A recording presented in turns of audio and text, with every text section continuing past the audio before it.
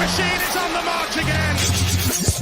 Leicester Fan TV presents a variety of content, live fan discussions, match analysis, and engaging with Leicester fans worldwide. We want your views live. Thanks to our sponsors, Evrod's, Bolo Blinds, Pocker Pies, Pink Car Leasing, Distillers Direct, Hologram, Take Me, Newbie & Co, and the Foxes Arms and Rainbows. We are live in 10, 9, 8, 7, 6, 5, 4, 3, 2, 1.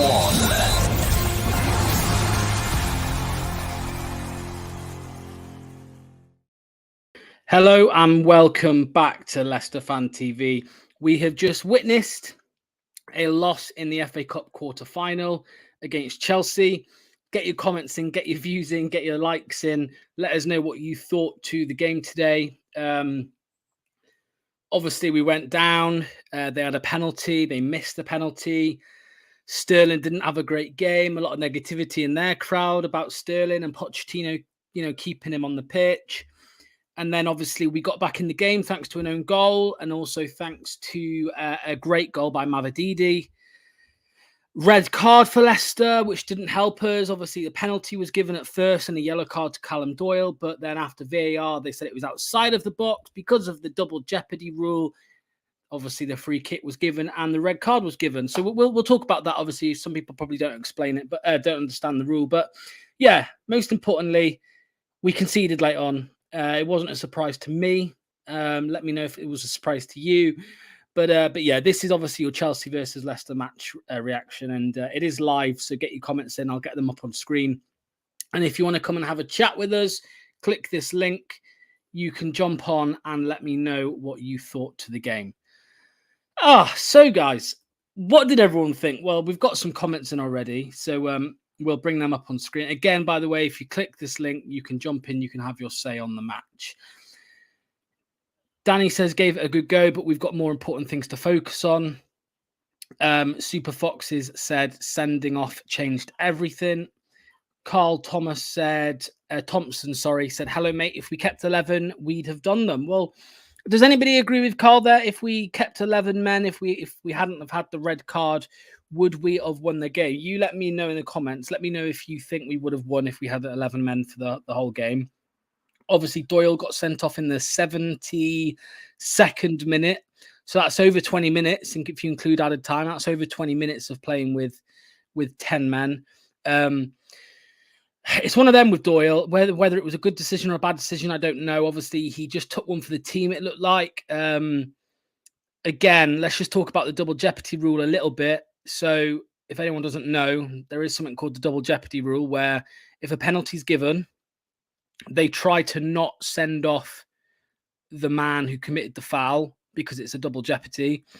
And I think what happened was because the penalty was overruled and a free kick was given instead. Because of that, I think that's why they then gave the red card, basically. So would you have rathered the penalty? I mean, personally, I probably would have. I would have rather trying to claw back a goal with 11 men than playing like we did for that long with 10 men. I think the system that we play, whether anyone agrees with it or not, the style, whether they're happy with the style or not, it does depend on having numbers in midfield, numbers in defence, numbers in midfield, and you can't play that way with 10 men. It just won't happen. So then Enzo obviously decided to go very defensive. Obviously, we had JJ come on for Mavididi. We had Atgun came on earlier for what happened? I'm trying to remember now. Sorry. So Justin came on for Mavididi. Cody came on for Ndidi. And then earlier in the game, before the red card, Atgun had come on for Fatawu. So yeah, were they the right substitutions? You let me know. I mean, personally, I didn't really see the point of us going defensive because then, you try and see the game out for 20 minutes to full time, but then you've got to play another half an hour anyway. You've got to play another half an hour of 10 men football at 10 men. So then I didn't really see the point on trying to see out a draw to then have to play another half an hour. So, that would have been 50 minutes of football with 10 men. I just didn't see a draw. I didn't see a win or a draw coming either way. I didn't see it going to penalties. Again, guys, there's the link. I know somebody's already waiting, so we'll get him on soon. But if you want to come and have your say, click this link. Scooby Baz says, fantastic Leicester support as ever. The support sounded fantastic. It always does away from home. We know this season. So that was good. LCFC number 4 says, honestly, we could have moved to extra time. I'm a bit disappointed, but nonetheless, we can now fully focus on the championship. I mean, I just mentioned it, LCFC number 4, but could you really have seen us getting a result in extra time? Because for me, another half an hour playing 10 men, we wouldn't have got a result. But, obviously there's a chance, I suppose, and it goes to penalties, and then it's anyone's game, I suppose. And obviously Stolisic had already made a penalty save earlier. It was a terrible penalty, but he'd already made a save earlier in the game, so he had a bit of confidence, I suppose. Carl said, I was really proud of the team, apart from Vestergaard for first goal. We look like a Premier League club with a bit of fine-tuning. I hear what you're saying, Carl. I just don't think our current team is good enough to compete in the Premier League. And if we got backed, if Enzo was backed with transfers this summer, then yeah, 100%. But with this team, I don't think this style with these players could work next season. But there's somebody who does agree with you, Carl. I can't stand both, but hope Millwall win. Oh, sorry. Yeah, it's Leeds, isn't it? Leeds are playing Millwall, right? So I'll keep my eye out on that one. Richard says, get rid of Vout in the team. He's a daydreamer of a centre-back. Proper teams with bottles see it out until extra time. Harsh, but yeah, probably true, Richard. I mean, I was very surprised Connor Cody didn't start today. Let me know in the comments what you thought to Connor Cody not starting the game after the last 2 games he's played. We kept clean sheets. Should Cody have started? Fast gave the ball away so many times today and not for the first time. The curse of conceding in added time again. A few moments we looked epic, but we will struggle in the Prem. Callum is waiting in the background, so I'm just going to get Callum in for a couple of minutes, get his thoughts on the game. Hello, Callum. How are you? Hi, I'm all right. Are you? Yes, all good, mate. Disappointing in the end, but what did you think overall to the game and the performance?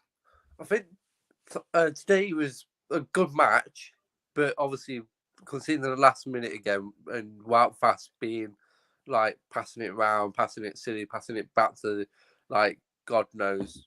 But the foul when he tackled the Chelsea player, I didn't like that. So overall, the performance was good, but not that good for me, really. Yeah, I mean, there was a question earlier in the show, so everyone in the comments as well, let me know what you think. But do you think if we'd have had 11 men for the full 90, do you think we may have snuck a win? I don't think we did really, because load of the players just like was all at the back, not at the front of the pitch. It was just all at the back defending. And I'm like, well, you need to get the ball up the pitch, start getting the players a bit more forward instead of playing it around the back, because playing around the back was a bit dangerous. That's where we conceded the first time. So yeah, and there's a question here. Do you think Iheanacho should have started at all? Whether he should have started or not, do you think that we should have? Do you think we should have maybe made a change up front? Do you think we should have switched out the? I think we should have brought Iheanacho on for Daka, because Daka weren't having a good game or anything. He missed 2 chances, which was very important for us. He missed those 2 chances, so I think we made a mistake not changing up front, because obviously bringing James Justin on for Mavididi, that was just another bad mistake, because Mavididi did well, and the way Mavididi scored that goal, that was really good. That was really good by him. So obviously I think Iheanacho should have came on for Daka. Yeah, I agree with you, mate. And finally, I know we lost, but out of all of the players that played for us today, if you had to give a Leicester man of the match, I mean, I know Dewsbury Hall had a good game, compared to what he's been doing recently. Obviously, Mavididi scored. Who would you give your Leicester man of the match to? I'm going to say the goalkeeper, Okay. Jacob, because it was really good. The saves he made, the penalty save. I know the penalty was a bit rubbish, but the penalty save was good. All the saves was by him was really good. It was just the defense which was keep having mistakes, not the goalkeeper's fault. So. Yeah, mate. No, I didn't. You know what? It didn't even come to my mind, but I think you're probably right. I think he had a very good game. So, yeah. All right, Callum. Thanks for jumping on, mate. Much appreciated. See you soon. All right. So Callum came to have his say. So anybody else who wants to come and have their say, honestly, it's very easy. Just click this link. It should also be on Facebook as well, but click that link. And it's not on Facebook, is it? My bad. But yeah, come and let us know what you think, because yeah, I just feel like it's important to get fans' views on the game and let us know what you thought, because there's going to be some split. I think there's going to be a little bit of a divide in the fan base in terms of whether they're proud of the fight we did put up, or some people probably think we didn't take, a good opportunity of equalising. We didn't take that anywhere. We didn't progress on that. So let me know which camp you're in. Mark says KDH was played in his position for a change. Graham says angry but proud. There we go. Graham's split as well. Like I just said, he's angry but proud. Great photo there as well, by the way, Graham, mate. Yeah, we just had this comment from Phil. Let me know if you agree with Phil. Daka hardly threatened Nacho until after 60 minutes. Daka hardly threatened Nacho after 60 minutes. Mark said possibly nick a win with 11 men. Never had a chance with 10. Does Daka ever have a good game? Well, Mark, look, the facts are he was scoring January, right? January and February. No, it wasn't January, was it? It was February when he came back from AFCON. He was scoring goals. And I think I said at the time with Reedy, because obviously we know Reedy takes it too far and calls Daka the GOAT, but he was scoring goals, and you couldn't really drop a striker when he's scoring goals. But I just think after that Leeds loss at the start of March or the end of Feb, at the end of Feb it was, wasn't it? Or the start of Feb, I can't remember. Honestly, my days are all muddled. I just feel like when you miss a sitter like he did, he had obviously a goal disallowed. Things aren't going his way. You have to switch things up, and we have done most of the time. We've had Vardy playing, and that's shown that it's working. But when Vardy's not available, do you keep Daka in the team or do you switch it up? Iheanacho, Tom Cannon, all available. So, and none of them made it on the pitch. Obviously, Cannon was on the bench. Iheanacho was on the bench. King of the FA Cup for Leicester, Kelechi Iheanacho.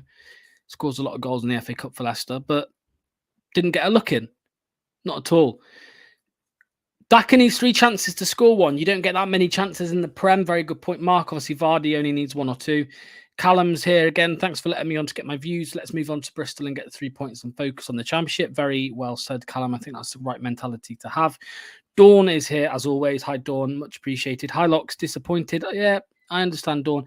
It's kind of like, when you look at the QPR game, the Middlesbrough game, even maybe the Leeds game, you are angry. You're angry with the team. You're angry with Enzo that we've managed to not pick up the win there. But today, can you really be angry? I think I'm angry with certain decisions.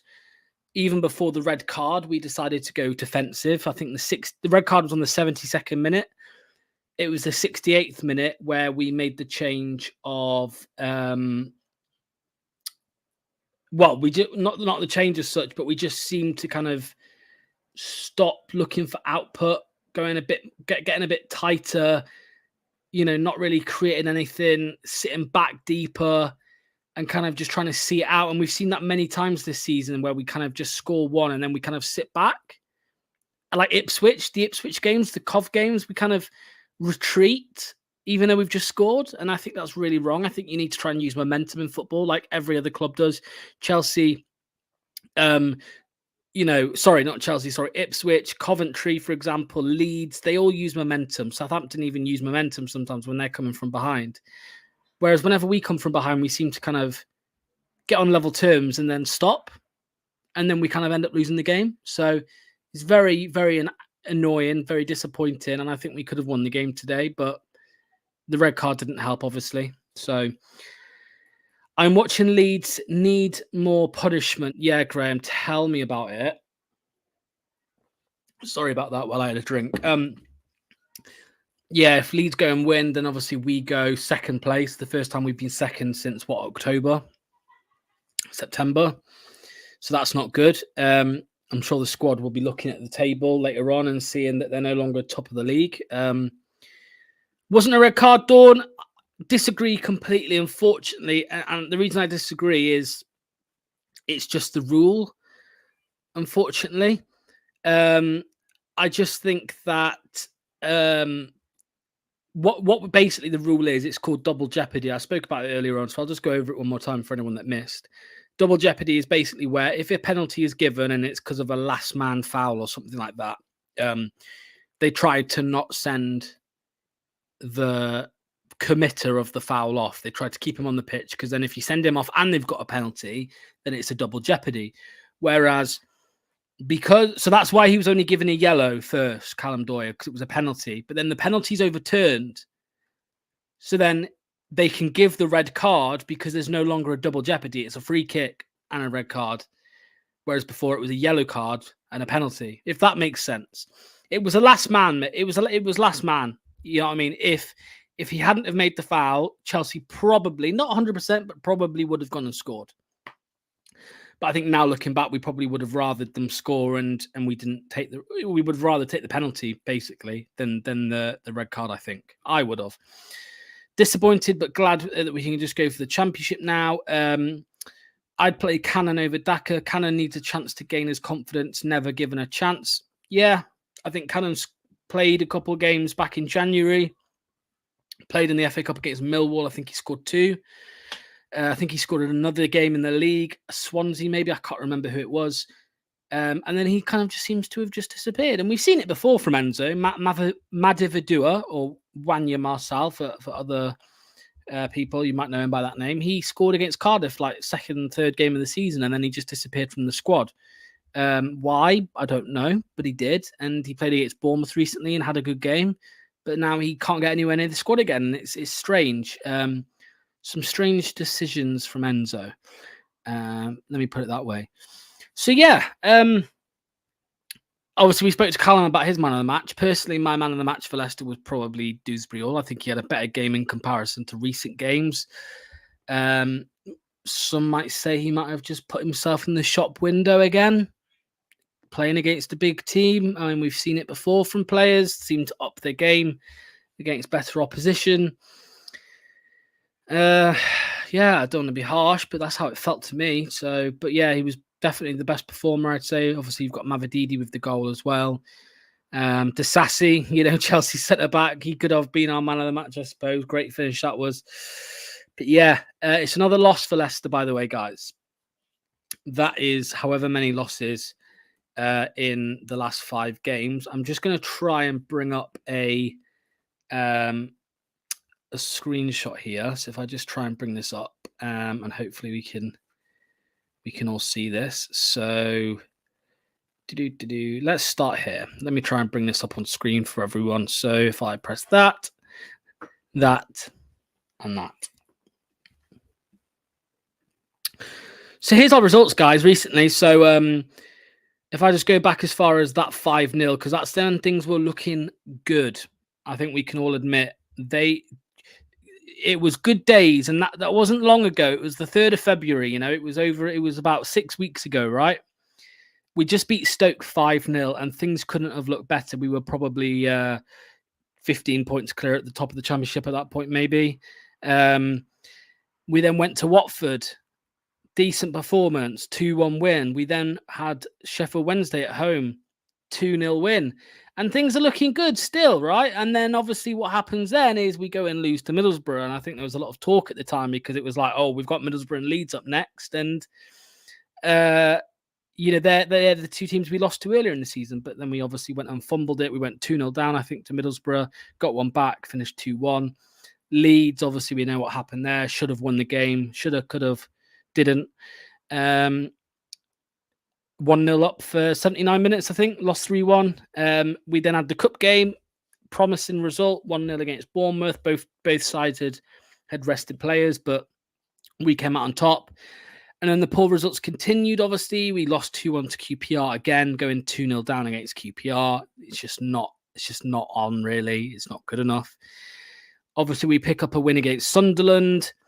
We then play Hull 2-2 last Saturday. Vardy with the 2 goals. Still very unconvincing performance.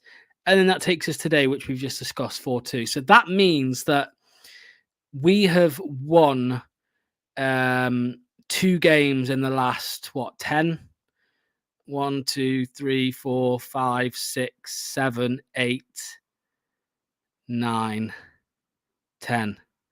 Okay, yeah, well, it's not as bad. Sorry, we've won a few games, but you know what I'm trying to say. Even if we just look at the last 5, right? The last 5 games, we've won 1 game.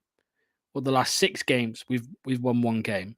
The last 7 games, we've won 1 league game. So it's not good enough for me.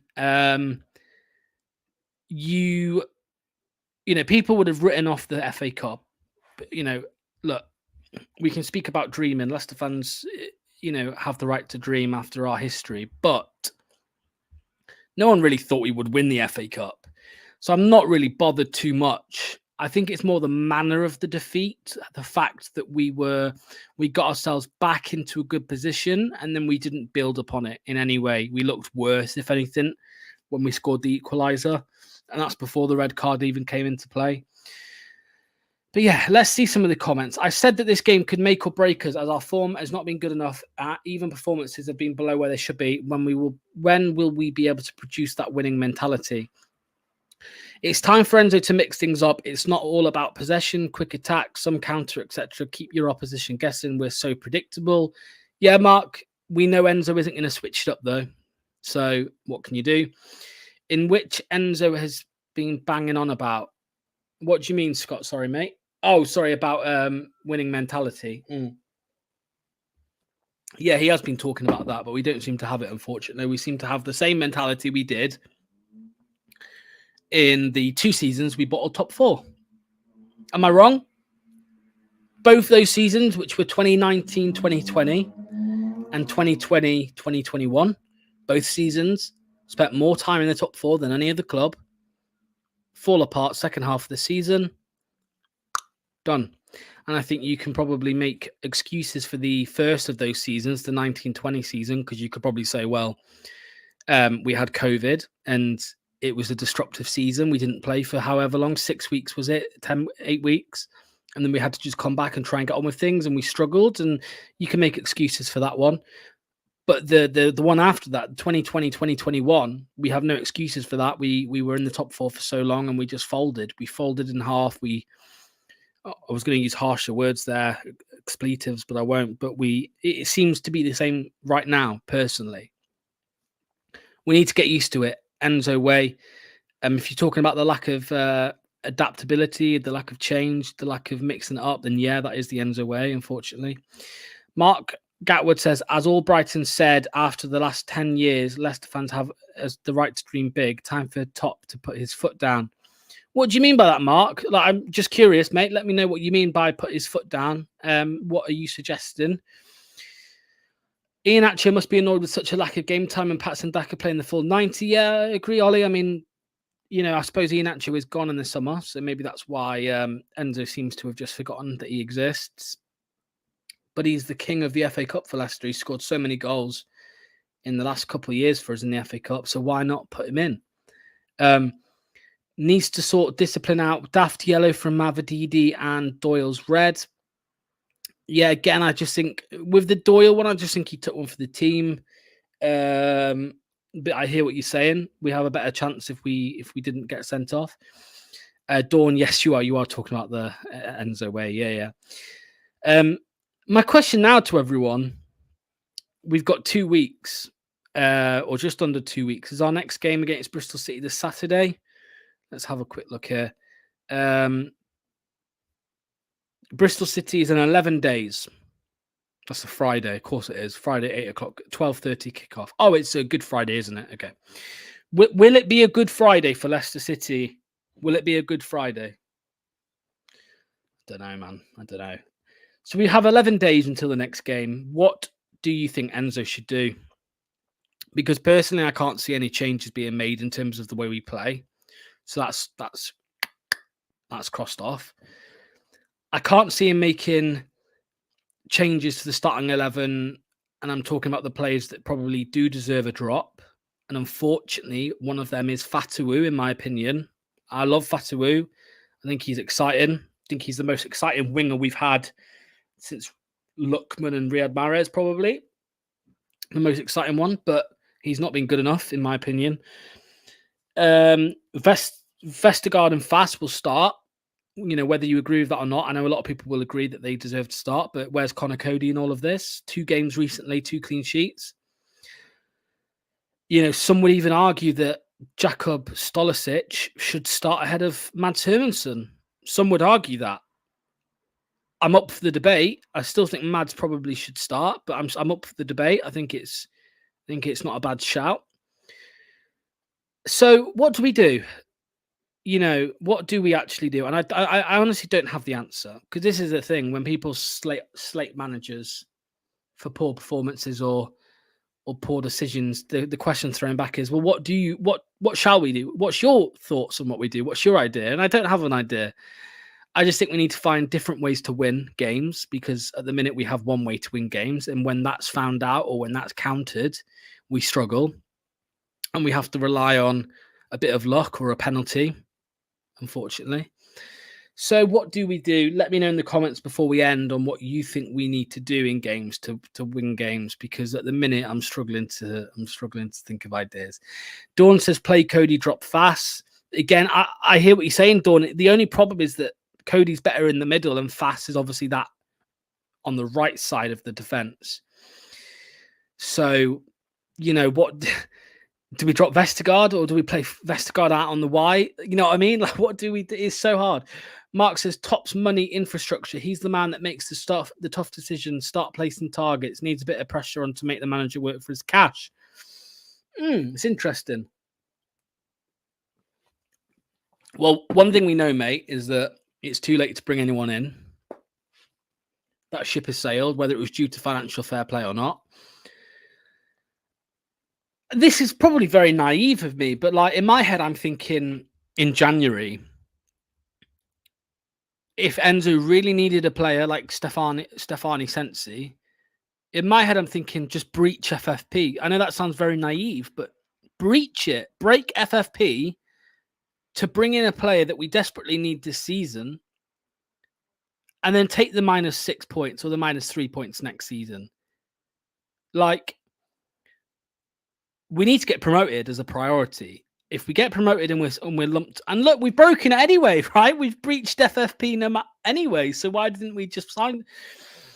It sounds to me, you know, with the recent, I don't want to get too much into it, but it sounds from the recent news to me that Leicester are going to be hit with a points deduction no matter what next season, whether we're in the Prem or the Championship. So why did we not just breach it anyway in January and get a player that we needed to get promoted? I'd rather have